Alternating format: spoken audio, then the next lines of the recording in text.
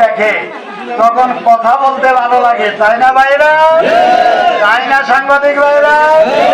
পথসভা যাক, যা আছে পথসভা, তবে পথসভাতে যা আছে আলহামদুলিল্লাহ। যে আপনারা যে কয়জন লোক আছেন, এই কয়জন লোককে আমার মার্কা সম্বন্ধে জানে? মা বোনেরা ভাইরা, মার্কা সম্বন্ধে জানে? আমার মার্কাকে, মার্কাকে আমি তো বিএনপির লোক ছিলাম নাকি, এখনো আছি। বিএনপি সাইডা কি গিয়েছি? এখন তো আমার নেতাকে জনাব তারেক রহমান সাহেব, আমার নেতাকে। আচ্ছা, বাপে যদি ছেলের তেজ্য করে, ছেলে কি বাপের অস্বীকার করে? বাপে যদি ছেলের তেজ্য করে, অস্বীকার করে।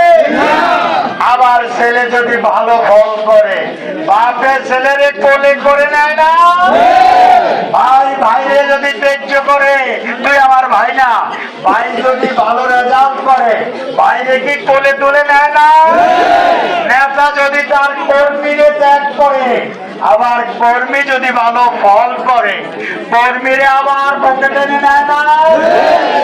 এটা কি আছে কিনা আমাদের দলে? এই নদী আমাদের দলে হাজার হাজার নেতা কর্মীকে বহিষ্কার করেছে, তারপরে আবার বহিষ্কার প্রত্যাহার করে নাই।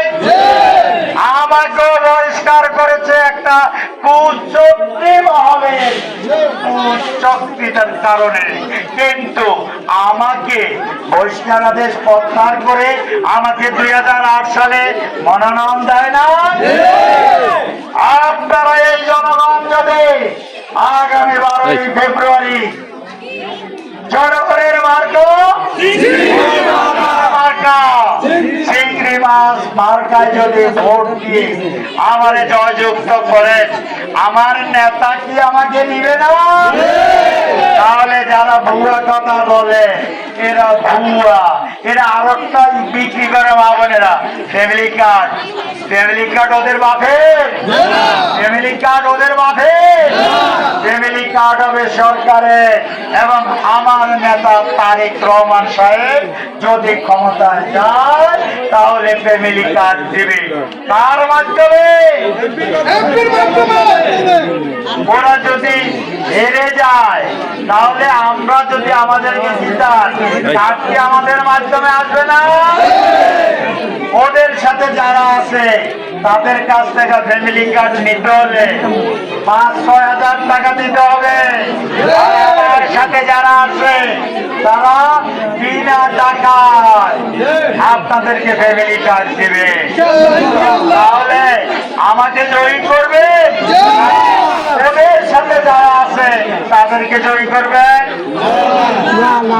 কাকে জয়ী করবে? কাকে ভোট দেবে? কাকে ভোট দেবে?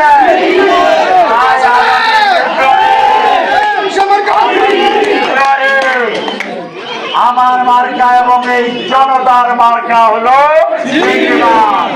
এই চিংড়ি মাছে ভোট দেওয়ার আহ্বান করছি। আরো একটা আহ্বান করবো, আপনাদের বাড়িতে আরো লোক আছে না? আপনাদের আত্মীয় স্বজন আছে না? তাদেরকে ভোট দিতে বলবে এবং আপনারা ভোট দিবেন। বাড়িতে ঘুমিয়ে না থেকে 12ই ফেব্রুয়ারি 7টার মধ্যে ভোট কেন্দ্রে গিয়ে লাইন করে শৃঙ্খলা ভাবে আমার মার্কা দেবেন, এই আশা ব্যক্ত করে আপনাদের এইখানে পথসভা শেষ করছি। খোদা হাফেজ। বাংলাদেশ জিন্দাবাদ। জনাব তারেক রহমান সাহেব জিন্দাবাদ, জিন্দাবাদ।